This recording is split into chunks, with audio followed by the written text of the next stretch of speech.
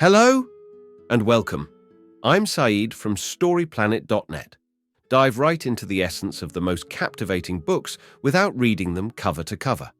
Whether you're on the go, at the gym, or just relaxing at home, we offer you a unique and enriching listening experience.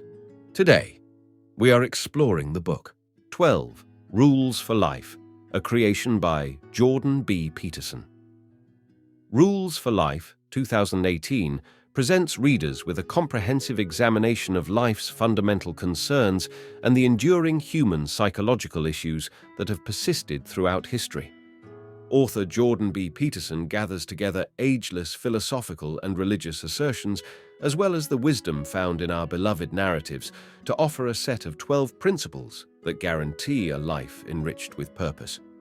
Grounded in philosophy, psychology, history, and myth, these principles are both straightforward and consistent, making them applicable to all individuals.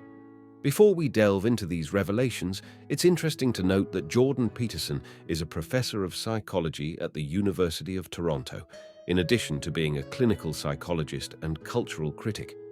He has gained considerable attention and media coverage due to his frequently controversial YouTube videos and public engagements where he offers critiques of political correctness. With 12 key ideas to unveil, brace yourself for a deep dive into this captivating book on StoryPlanet.net. To start, this text is suggesting that by reading or obtaining advice, one can gain practical guidance to navigate the challenges in life. The text discusses the story of Pinocchio and how it represents the task of finding meaning in life. It also mentions that people seek universal values and rules to give their lives meaning. Author Jordan B. Peterson has created a list of 12 values to navigate chaotic times. The summarizer explores what we can learn about confidence from lobsters, pursuing meaning from lotus flowers, and human nature from young skateboarders. Key idea number 1. Good posture is important in societies with hierarchies. The concept of the pecking order originated from Norwegian zoologist Thorleif Skjelderup Ebbe's observation of hierarchy among barnyard chickens. Similar hierarchies exist throughout the animal kingdom, such as lobsters fighting over shelter spots. Winners and losers in these conflicts have different chemical balances in their brains, affecting their posture and behavior. This pattern of winning and losing also occurs among humans, influencing their confidence and body language. Holding one's head high and adopting the posture of a winner can give an advantage. Key idea number 2. Treat yourself with kindness and compassion, just as you would a dear friend or family member. 1/3 of people ignore medical prescriptions from doctors. This may be due to self-loathing and a belief that we are unworthy of feeling good. This belief dates back to the story of Adam and Eve in the Garden of Eden. The duality of nature, represented by the yin-yang symbol, suggests that harmony is achieved by finding a balance between light and dark. Trying to be perfectly good is futile. Instead, care for yourself like you would care for a loved one. Determine your goals and take actions that are best for you. Key idea number 3. Choosing your friends wisely is important because the wrong companions can have a negative impact on your life. The author reflects on how a childhood friend in their hometown was influenced by negative individuals, leading to a decline in their potential. This concept applies to workplaces, where underachievers in a team of high performers can bring down everyone's performance. The author emphasizes the importance of surrounding oneself with supportive friends, as these relationships can lead to positive change. Such friendships are not selfish, but mutually beneficial, providing encouragement and help in times of need. The author's experience in college showcases how being part of a supportive group can lead to individual and social success. Good friends are those who encourage you to overcome negativity and stay on track. Key idea number 4. The key point is that progress is measured by comparing oneself to past achievements rather than comparing oneself to others. The internet has made it difficult to be a big fish in a small pond, as we are all part of a global community now. Self-criticism is important for growth and motivation. However, comparing ourselves to others can be harmful, leading to a black and white mindset. and losing sight of our progress and the big picture. Instead, we should compare ourselves to our own prior accomplishments. Checking our progress should be done in a detailed, top-to-bottom manner, focusing on self-improvement rather than comparison to others. Key idea number 5. The responsibility of parents is to raise a child who is both responsible and kind. Different approaches to child rearing have evolved over time. We now understand that people are born with aggressive instincts and must learn to be kinder. Parents play a crucial role in teaching their children to be well-adjusted adults. They must set boundaries and enforce rules, even though it may not be enjoyable. 3 key methods for good parenting include limiting rules, using minimum necessary force for discipline, and presenting a unified front with a partner. Having a supportive partner helps in noticing and addressing mistakes. Key idea number 6. Although the world may have many injustices, we should take responsibility for our own lives instead of blaming others. The text discusses the bleak worldview of Leo Tolstoy, who believed that suicide was the most honest response to the cruel and unjust nature of life. It also mentions murder-suicides and the high number of shootings in the United States. However, the author argues that instead of blaming the world, one should take responsibility for their own life before judging others. The text then introduces Alexander Solzhenitsyn, who, despite facing imprisonment and cancer, did not blame the world, but took it upon himself to contribute something meaningful by writing The Gulag Archipelago, which exposed the Soviet camps and played a role in discrediting Stalin's communism.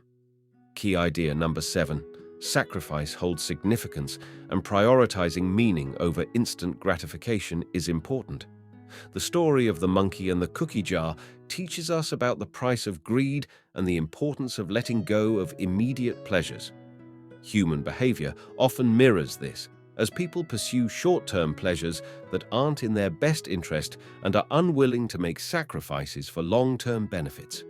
It is easy to justify self-harming behaviors based on the belief that if it makes you happy, it can't be that bad. However, sacrifice plays a significant role in achieving meaningful goals and experiencing greater rewards. By sacrificing for the greater good and being persistent, like the lotus flower breaking through the water's surface, we can achieve our goals and find fulfillment. Key idea number 8. Lies are often used to deceive ourselves, but it is important to prioritize living truthfully. Friedrich Nietzsche believed a person's strength of spirit could be measured by how much truth they can handle. We lie to ourselves and others to achieve what we desire, creating life lies. These delusions prevent us from learning and growing. In Paradise Lost, Lucifer falls because he refuses to accept God's truth. To live a fulfilling life, we should embrace truth, be flexible with our goals, and challenge our current beliefs when necessary. Key idea number 9. Conversations should be seen as a chance to learn and develop rather than as a competition. Socrates' belief that he knew nothing made him wise. Genuine conversations should be like thinking, exploring both sides of an issue. Conversations allow for considering new perspectives and making informed decisions. However, many conversations turn into competitions to validate preconceptions. The 9th rule is to listen and presume there's something to learn. Summarizing what others say helps ensure understanding and memory retention. Accepting uncomfortable truths is part of the process of learning and growing. Key idea number 10. Clear and precise language is necessary to address the complexity of life. In life, we tend to only focus on the parts that are useful or stand in our way. This simplifies things for us, but can lead to chaos when our understanding is shattered.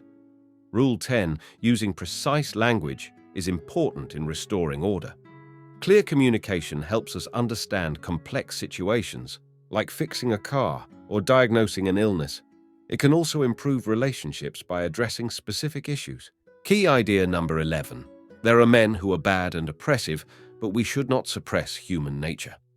In George Orwell's The Road to Wigan Pier, he argues that socialism in England was driven more by hatred for the rich than sympathy for miners. Similarly, there is a growing disdain for male leadership known as the patriarchy, influenced by Max Horkheimer and critical theory. However, The author believes this focus on destruction and dismantling has led to an unfair and hostile attitude towards all men. While acknowledging deplorable male behavior, the author suggests that men also possess positive qualities, like healthy competition and progress. The banning of skateboarding on a university campus serves as an example of rules that suppress natural human tendencies. The author warns against stripping men of their masculinity, as it can lead to aggressive and fascist tendencies, as seen in Fight Club and the rise of right-wing politics.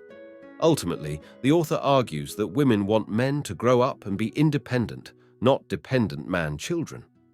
Key idea number 12. It is important to find joy in small moments, despite the hardships and sorrows of life. The text discusses the author's daughter's struggle with severe arthritis, which has caused her constant pain, injections, and surgeries. It emphasizes that despite the difficulties, the dark moments of suffering give value to the good moments in life. The text also mentions the importance of embracing and appreciating small joys and making the best out of them. It concludes with the author's daughter finding some relief through a new physiotherapist and the significance of finding happiness in the midst of suffering.